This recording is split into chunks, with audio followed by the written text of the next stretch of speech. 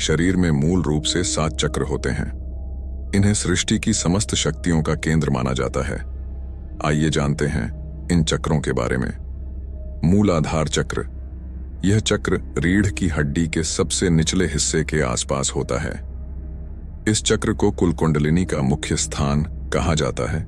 इसका एक और नाम भौम मंडल भी है। यह चक्र चौकोर तथा उगते हुए सूर्य के समान स्वर्ण वर्ण का है।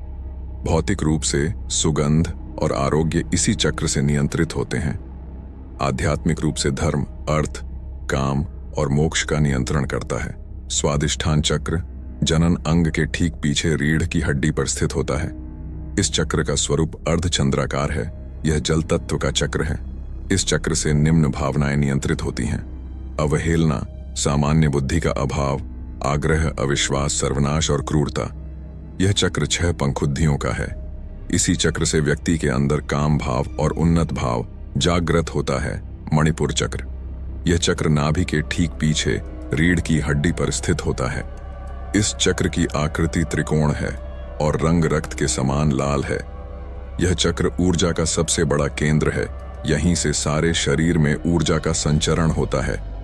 यह अग्नि तत्व को नियंत्रित करता है और राजसिक गुण से संपन्न है।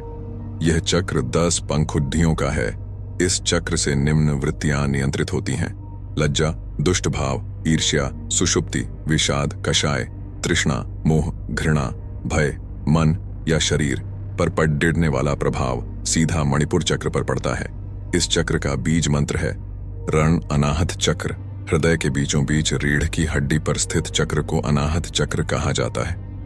आध्यात्मिक दृष्टि से यहीं से साधक के सतोगुण की शुरुआत होती है। इसी चक्र से व्यक्ति की भावनाएं और अनुभूतियों की शुरुआत होती है।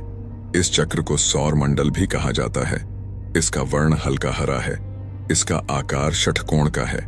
इस चक्र में 12 पंखुड़ियां हैं। विशुद्ध चक्र कंठ के ठीक पीछे स्थित चक्र है। विशुद्ध चक्र। यह चक्र और भी उच्चतम आध्यात्मिक अनुभूतियां देता है। सारी की सारी सिद्धियां इसी चक्र में पाई जाती हैं। यह चक्र बहुरंगा है और इसका कोई एक खास स्वरूप नहीं है। यह चक्र आकाश तत्व और 8 सिद्धियों से संबंध रखता है।